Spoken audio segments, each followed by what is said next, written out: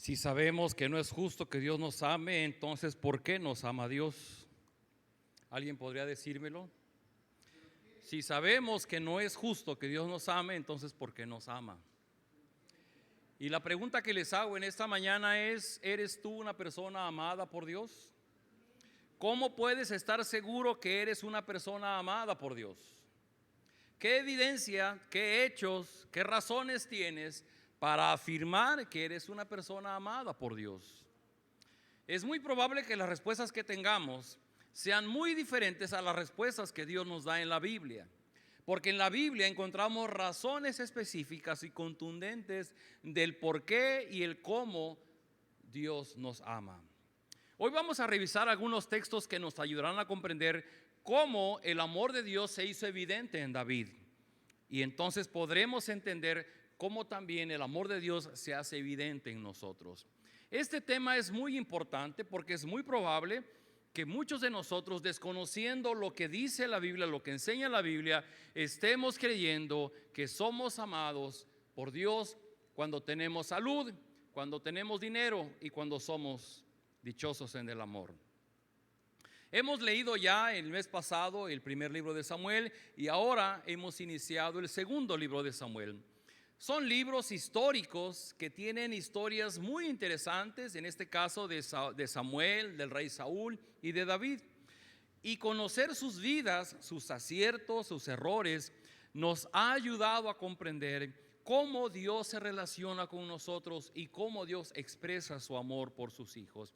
Así que yo les invito a todos ustedes que sigamos leyendo la Biblia todos los días. Estamos ahora en el segundo libro de Samuel. Todas las mañanas hay un video en redes, en el título, si usted no tiene el devocional Tiempo con Dios, en el título de la publicación viene la cita bíblica. Busque una Biblia, busque varias Biblias, léalo y busque el mensaje de Dios para su vida. Nuestro hermano Jesús Lépez, Fernando Domínguez, su servidor, estamos compartiendo lo que es nuestro aprendizaje. Vamos a la Biblia, Dios nos da un mensaje, pero no siempre el mensaje que le da a mi hermano y que me da a mí es el mismo. De igual manera, el mensaje que Dios le va a dar a usted va a ser diferente al que tenemos nosotros. Acompáñenme en una oración. Padre, gracias por estar aquí, por preparar este lugar y este momento para recibir tu palabra.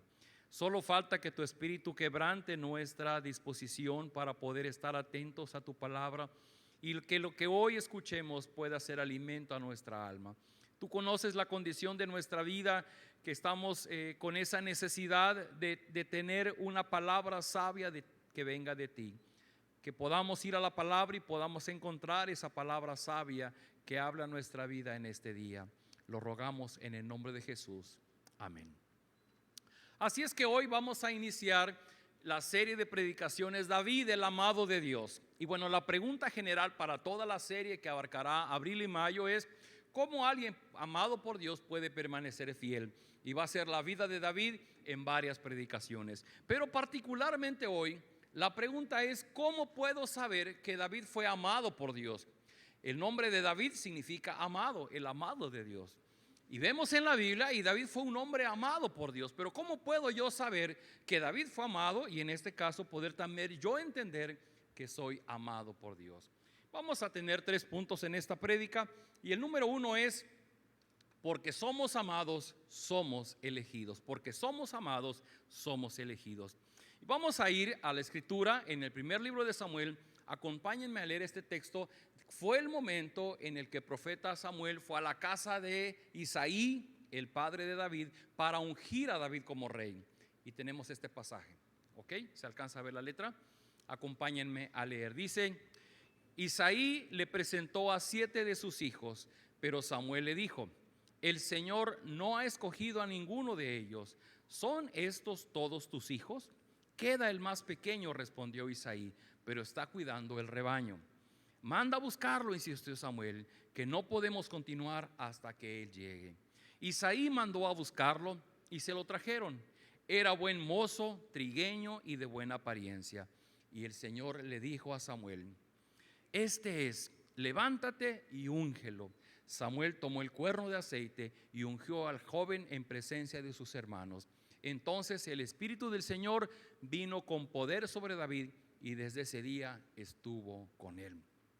Este es un pasaje muy importante en la historia del pueblo de Dios y de David, porque es justamente el momento en que David, siendo un joven, no sabemos exactamente su edad, pero fue ungido como rey de Israel.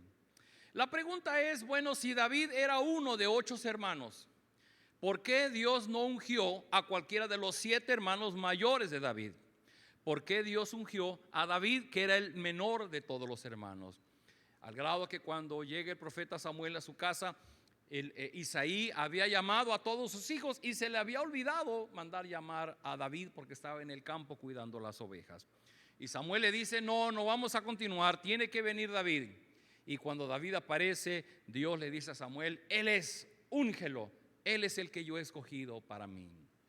Lo cierto es que de manera general a todas las personas nos gusta cuando somos elegidos, porque ser elegido significa que somos mejores que otros, que somos más inteligentes o que somos más hábiles que los demás. Y nos llenamos de orgullo al pensar que fuimos elegidos o fuimos escogidos por algo bueno que hay en nosotros. Por ejemplo, cuando somos elegidos en la matrícula de la universidad donde vamos a estudiar, celebramos con bombo y platillo porque pasamos el examen. Y ser inscritos en la universidad después de un examen significa que primero, pues somos inteligentes porque sabemos más que otros que no fueron aceptados. Y si nosotros fuimos recibidos es porque somos inteligentes, porque nuestra calidad educativa es mejor que la de otros. Pero también llega a pasar cuando estamos en un trabajo, cuando queremos que nos contraten en una empresa, en una institución, hacemos exámenes. O cuando estamos trabajando y queremos lograr una mejor posición. Y resulta que si estamos por entrar, nos aprueban y nos contratan. Y decimos, eso significa que algo vieron en mí, en mis exámenes, que yo soy bueno y me contrataron a mí. Y probablemente si contrataron a otras, si entrevistaron o pasaron examen a otras 8 o 10 personas y nos escogieron a nosotros, eso significa que nosotros pudiéramos ser más inteligentes que ellos. De manera general, el saber que somos aprobados y que es reconocida nuestra capacidad, nuestra habilidad, eso nos llena de orgullo. Y de la misma manera, cuando se trata de nuestra relación con Dios, nos llenamos de orgullo cuando pensamos que Dios pone sus ojos en nosotros porque vio algo bueno en nosotros. Pero, queridos amigos, les digo la verdad, nada más equivocado que eso, porque delante de Dios las cosas no funcionan así. David fue elegido por Dios para ser rey de Israel, pero no tuvo nada que ver con que hubiera algo bueno en David. La Biblia nos dice que Dios es soberano y que Él elige a las personas conforme a sus designios y su plan divino. Y esto que sucedió con David, que Dios lo escogió por encima de sus 7 hermanos, es lo mismo que sucede con nosotros. Simplemente nosotros somos amados y somos elegidos por Dios para ser parte de su familia. Quisiera que revisáramos un texto que es muy importante hablando de este tema, y está en una carta que escribe Pablo a la iglesia que está en Éfeso, capítulo 1, versículos del 4 al 11. Lean conmigo y dice así: desde antes de crear el mundo, Dios nos eligió por medio de Cristo para que fuéramos solo de Él y viviéramos sin pecado. Dios nos amó tanto que decidió enviar a Jesucristo para adoptarnos como hijos suyos, pues así había pensado hacerlo desde un principio. Dios hizo todo esto para que lo alabemos por su grande y maravilloso amor. Por medio de Cristo, Dios nos eligió desde un principio para que fuéramos suyos y recibiéramos todo lo que Él había prometido. Así lo había decidido Dios, quien siempre lleva a cabo sus planes. Punto número 1, porque somos amados, somos elegidos por Dios. La elección que Dios hizo de David para tomarlo como rey es el mismo evento donde Dios nos toma a nosotros para hacernos parte de su familia. Y lo que dice Pablo de una manera muy clara, dice, desde antes de crear el mundo, Dios nos eligió. Hermanos, amigos, esto es sorprendente. No puedo imaginar las listas de nosotros en el cielo diciendo, wow, es que Araceli, Hugo, Sergio, Jesús Antonio, Idalia, Alexis, Vicky, Dios tiene el nombre de nosotros desde antes de crear el mundo, desde antes que fuéramos concebidos en el vientre de nuestra madre, y Él dice, fulano y sutano van a ser parte de mi familia. Así es que pues a nosotros en el mundo religioso nos gusta sentir que porque somos buenas personas Dios nos ha elegido, pero nada más lejos de esa verdad. Porque la verdad es que Dios nos ama y Dios nos elige. Llegamos a ser parte de la familia de Dios sin que haya sido tomado algo bueno que hubiera en nosotros. No es porque somos más espirituales, no es porque somos mejores personas, no es porque somos más generosos y obedientes más que los demás. Simplemente es porque Dios nos ama, nos elige y nos trae a su familia. Este amor inmerecido es lo que la Biblia llama la gracia de Dios. Gracia es que Dios nos elige y nos da algo que no merecemos. ¿Por qué Dios nos ha escogido a nosotros para ser parte de su familia? Simplemente hay una respuesta: porque Dios puso sus ojos de amor en ti. ¿Por qué Dios no puso sus ojos en otras personas que están allá afuera, que no quieren saber del evangelio, que no se congregan, que no leen la Biblia, que no son hijos de Dios? Porque Dios les escogió a ustedes para ser parte de su familia. David fue amado por Dios y por ser amado por Dios fue elegido como rey. Nosotros somos amados por Dios y somos elegidos y llamados a ser sus hijos.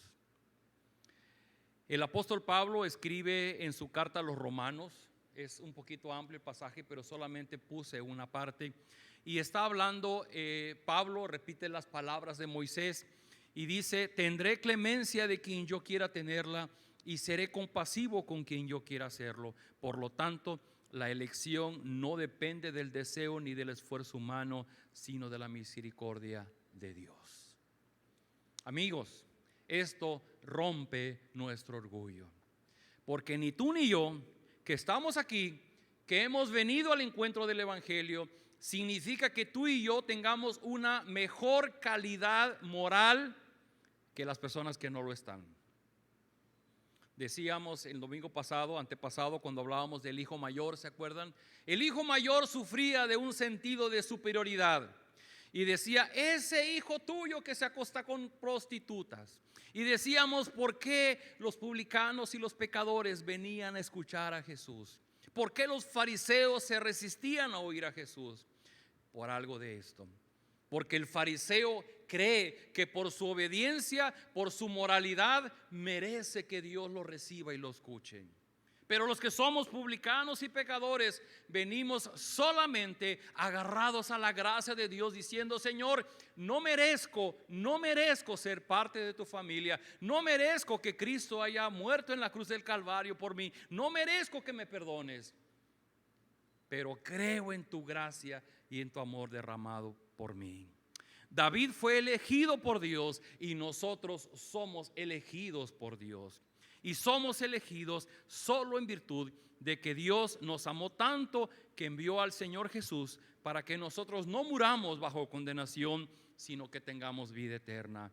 Amigos, nada podemos hacer para que Dios nos ame más. Tampoco nada podemos hacer para que Dios deje de amarnos. El amor de Dios es, y el amor de Dios es a pesar de cómo somos. Escuchaba en la semana un teólogo que debatía esta frase que dice: ven a Jesús tal como eres.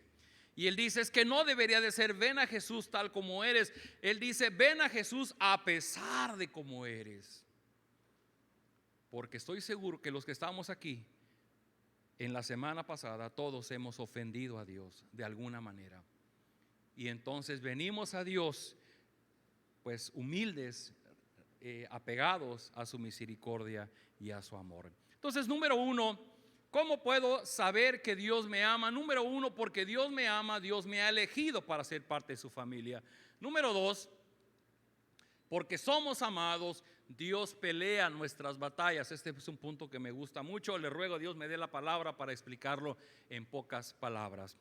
Ser amado por Dios tiene sus grandes privilegios, pero aún no logro comprender cómo hay personas que se resisten a ser amadas por Dios en lugar de solo obedecer su llamado y recibir los privilegios que se generan por ser amado por Dios. Aunque David fue amado por Dios, pero por ser amado por Dios no le tocó una vida fácil. Aun cuando fue amado, le tocó un camino lleno de dificultades y adversidad. Entonces, ¿cuál es la ganancia para una persona que es amada y elegida por Dios? Amigos, ¿quién sufre más adversidad? ¿Un hijo de Dios o uno que no es hijo de Dios? ¿Quién sufre cáncer? ¿El que es hijo de Dios o el que no es hijo de Dios? ¿Quiénes sufren accidentes? ¿Los que son hijos de Dios o los que no son hijos de Dios? ¿Quiénes pueden caer en una crisis económica? ¿Los hijos de Dios o los que no son hijos de Dios? Empate. Todos estamos al mismo ras del piso. Todos somos personas supeditadas a nuestras propias debilidades. ¿Qué marca la diferencia entre una persona que es amada por Dios y una que no es amada por Dios?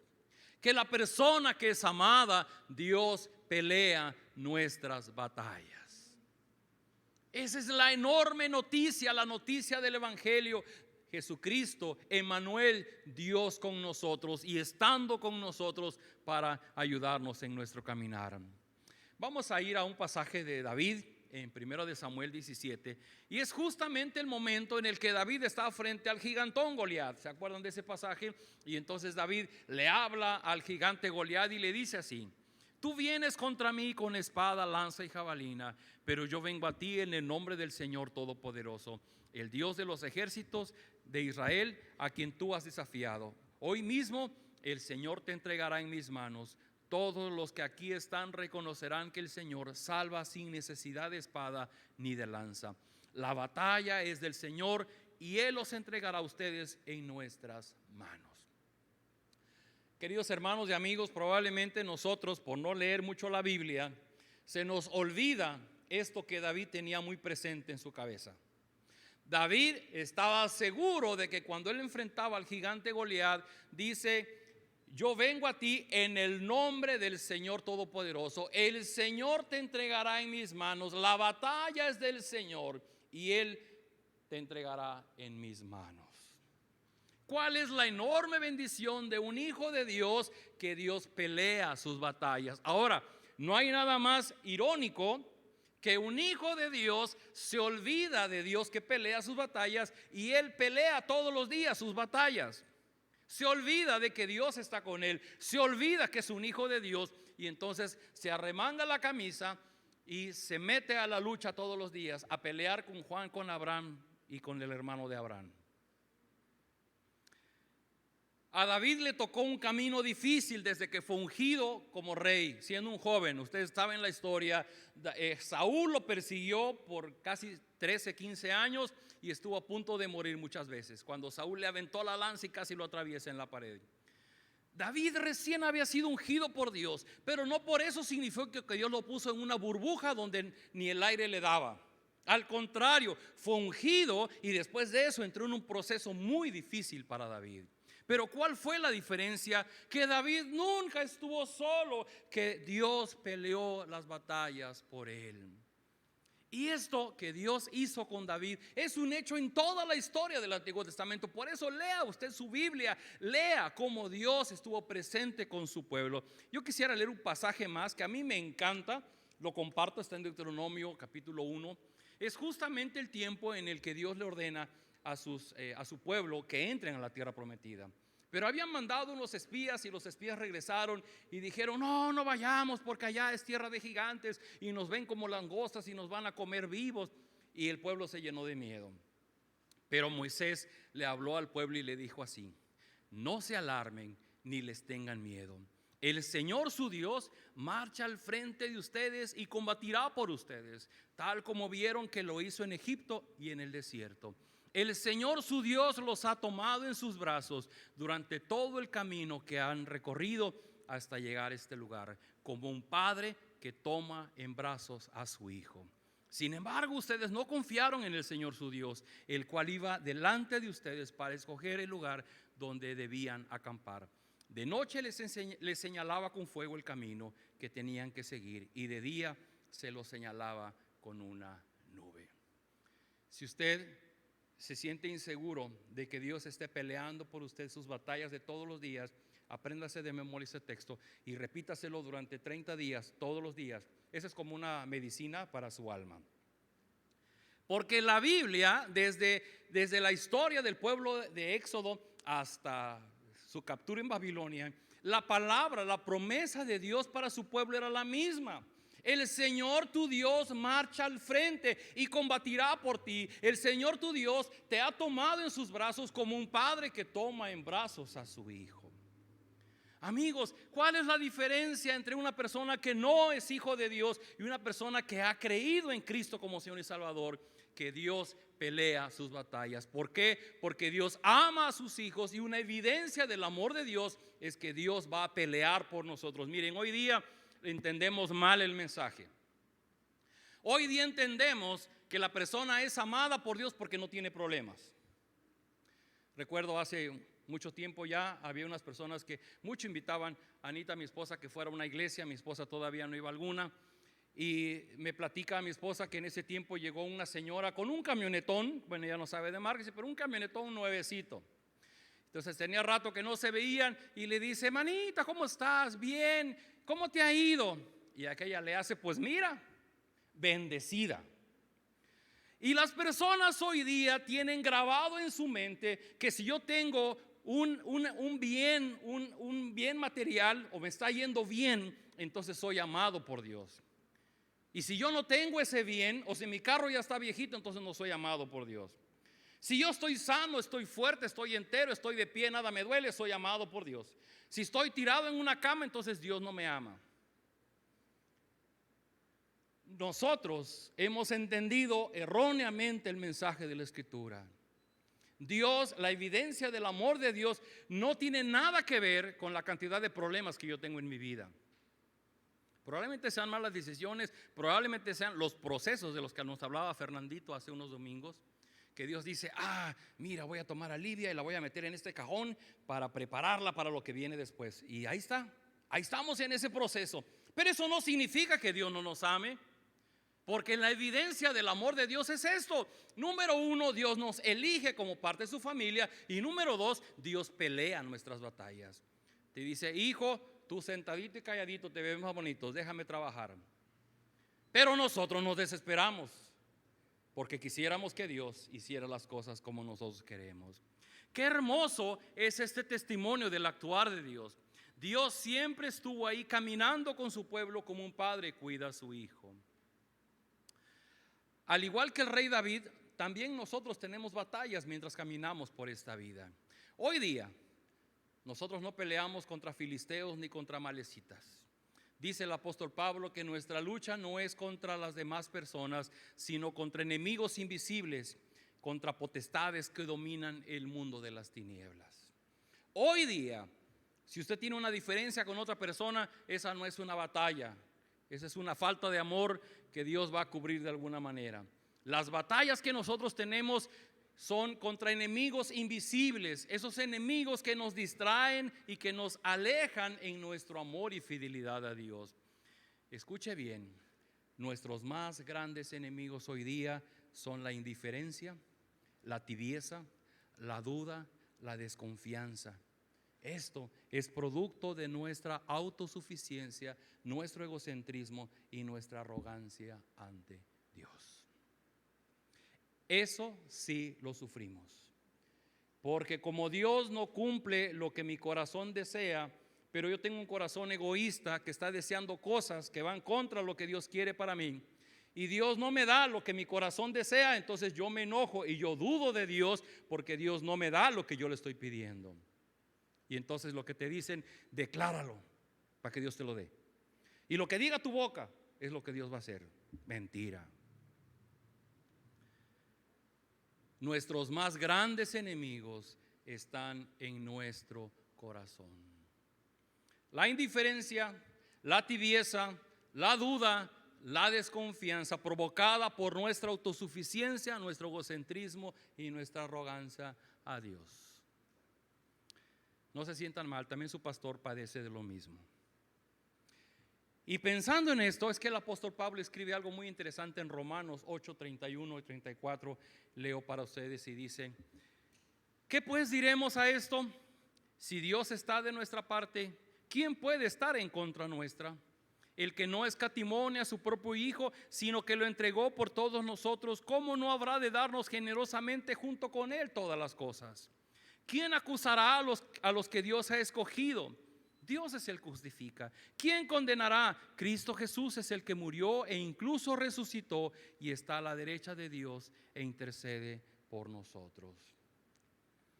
Las batallas más duras son las que enfrentamos por motivo de nuestras dudas y nuestros temores. Nuestras dudas son cuando yo peco, cuando yo le fallo a Dios, ¿Dios me sigue amando? Y cuando yo no soy lo suficientemente bueno que la ley exige, ¿Dios se cansa de mí? ¿Y será que aunque soy un terrible humano, pecador, lleno de debilidades, Dios sigue escuchando mis oraciones? Amigos, las principales batallas son las que llevamos en el corazón y son producto de la maldad que está en nuestro corazón. Y esa maldad es la que nos lleva a desconfiar y a dudar de Dios. Por eso el apóstol Pablo dice: ¿quién puede estar contra nosotros? Nadie. ¿Quién acusará a los que Dios ha escogido? Nadie. ¿Quién nos va a condenar? Nadie. Porque nadie puede estar con nosotros, ni acusarnos, ni condenarnos. Porque el Padre, sin escatimar, envió a su propio Hijo y lo entregó por todos nosotros. Porque Cristo murió en nuestro lugar, resucitó y está a la derecha de Dios intercediendo por nosotros. Amigos, el gozo que tenemos en el corazón es que Jesús ganó nuestra posición, y esa posición es que somos hijos amados de Dios. Aún tenemos batallas pendientes, y esas batallas pendientes son por nuestros deseos egoístas y un corazón insaciable que nos empuja a buscar en las cosas o en las personas aquello que solamente Dios nos puede dar. Yo le ruego de la manera más amable, haga un análisis en su corazón, reflexione. ¿Qué motiva la tristeza, la angustia, la preocupación, la confusión, la duda en su corazón? Y usted va a descubrir que eso que motiva todo eso en su corazón es sus deseos insaciables, los malos deseos que nos atormentan de día y de noche. Y esos deseos nos confunden de tal forma que nosotros no alcanzamos a ver lo que Dios está haciendo por nosotros. Pero aún en medio de esas batallas duras que vivimos, Dios ha prometido ganar esas batallas. Claro, necesitamos venir a Él y pedir que Él pelee nuestras batallas. He aprendido, le decía, hoy fue la introducción a Discipulado 1, por si alguien se quedó fuera, hoy empezamos y esta misma clase la repetimos el jueves. Pero les decía yo, no es lo mismo cuando yo digo, es que yo puedo, yo voy a vencer, yo voy a salir adelante, yo te prometo, Dios, que a partir de ahora no voy a pecar, a partir de ahora tendré pensamientos puros, a partir de ahora no voy a faltar a la iglesia, a partir de ahora voy a leer la Biblia. Esa es la peor postura que podemos tener delante de Dios. Porque la postura que Jesús espera es que le digamos, Señor, yo no puedo. No soy lo perfecto, no soy lo santo, no soy lo disciplinado que tú esperas que yo sea. Necesito que tú pelees las batallas por mí. Señor, tú conoces mis tentaciones, tú conoces mis debilidades, tú conoces cómo caigo. Si tú no haces algo por mí, yo no voy a poder caminar como tú esperas que lo haga. Amigos, la noticia que tengo para ustedes es: Dios pelea tus batallas. Deja de enfrentarte solo al mundo. La batalla que sea, Dios la va a pelear por ti. Es su promesa, Él lo prometió, no se lo estamos pidiendo, Él lo ha ofrecido porque Él nos ama. Jesús ya ganó nuestro acceso al Padre. Jesús ya ganó nuestra libertad. Jesús promete y puede hacernos verdaderamente libres. Tercera cosa, somos amados porque somos guiados por Dios. Fíjense que hoy día hay muchas personas que dicen que creen en Dios. Inclusive dice, sí, yo de vez en cuando oro y platico con Él, y escucho alabanzas en mi carro y veo algunas prédicas en internet. Tienen la idea de un ser supremo. Pero lo que me da curiosidad es que muchos clamamos a ese ser supremo para ser bendecidos, pero muy pocos clamamos a Él para ser guiados por Él. Te pregunto, ¿cuántas veces a lo largo de tu vida te has equivocado al tomar decisiones? ¿Cuánto dolor y sufrimiento te han provocado esas malas decisiones? Déjenme compartir con ustedes un pasaje de David, porque nuestra serie está basada en Samuel y estamos todavía en el primer libro, pero este pasaje, por cierto, los días martes de 8 a 9 de la noche tengo un estudio bíblico en Zoom. Los que quieran conectarse, es libre entrada, libre acceso, no hay cobro de boletos de entrada, simplemente mándeme un mensaje, le mando la liga. Y el martes hablamos algo de esto, cómo somos guiados por Dios. Y usé este pasaje que mucho me gusta. Yo les pido que por favor me acompañen a leerlo. Dice en 1 Samuel 30 del 1 al 8. Dice, al tercer día David y sus hombres fueron a Siclag y se dieron cuenta de que los amalecitas habían invadido el Negev y de que a Siclag le habían asolado y le habían prendido fuego. En Siclag es donde vivía David, asentado en tierra de filisteos, pero vivía David, sus hombres de guerra y sus familias. Dice, entonces llamó al sacerdote Abiatar, hijo de Ahimelech, y le dijo, te ruego que me traigas el efod. Abiatar se lo llevó y David consultó al Señor. Le preguntó, ¿debo seguir a esa banda de malvados? ¿Podré darles alcance? Y el Señor le dijo, ve tras ellos porque les darás alcance y podrás librar a los cautivos. Y un pasaje más que estaba viendo que hay varios, ahora que vamos a leer en el segundo libro, el capítulo 5, vuelve a salir otro incidente parecido a este. Pero dice en el capítulo 23, un día los filisteos atacaron a la ciudad de Keila para saquear sus eras, y cuando le dijeron a David lo que sucedía, ese fue y consultó al Señor. Le preguntó, ¿puedo ir y atacar a los filisteos? Y el Señor le respondió, sí, atácalos y libera a los habitantes de Keila. Pero los que acompañaban le dijeron, aun cuando vivimos aquí en Judá, lejos de los filisteos, estos nos infunden temor. Si vamos a Keila para luchar contra su ejército, nuestro miedo será mayor.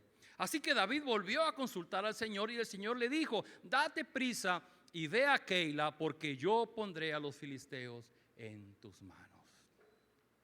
¿Se imaginan? Sería maravilloso poder preguntarle a Dios antes de tomar cualquier decisión, Señor, ¿tú qué dices? ¿Le entro a este negocio o no le entro? ¿Acepto que me case o no me caso? ¿Me cambio de ciudad o me quedo aquí? ¿Cambio de trabajo o aquí me amarro?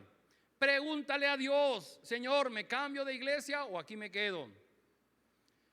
Sería maravilloso poder hablar a Dios. David lo hacía y la Biblia dice que Dios le contestaba.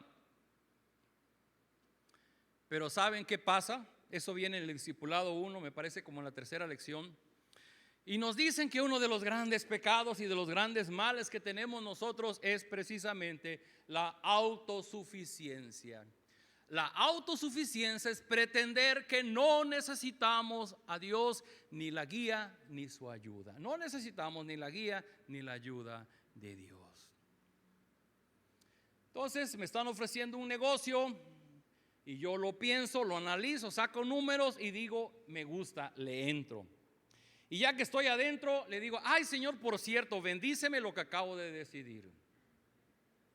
La chica conoce al chico, se enamora, ya le prometió hasta casarse. Ay Señor, bendíceme en este matrimonio.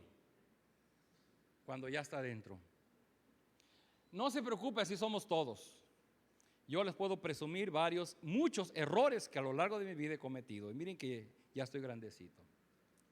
Pero ahora lo vengo a entender, porque Dios me ama, Él ha prometido guiarme. Pero a nosotros se nos olvida que somos hijos de Dios. Se nos olvida que Dios pelea nuestras batallas y se nos olvida que Dios ha prometido guiarnos. Así es que si nosotros somos amados por Dios, somos guiados por Él. Y si somos amados por Dios, buscaremos desarrollar la disciplina de buscar a Dios todos los días. Consejo rápido, apúntelo usted. Cuando se levante por la mañana, después de que usted ora y le da gracias a Dios: Señor, estoy vivo, estoy de pie, no me duele nada. Bueno, me duele la cadera, pero no pasa nada, seguimos. Y después diga: Señor, hoy me propusieron matrimonio, ¿me caso o no me caso? Señor, hoy tengo que pedir un préstamo, ¿lo hago o no lo hago?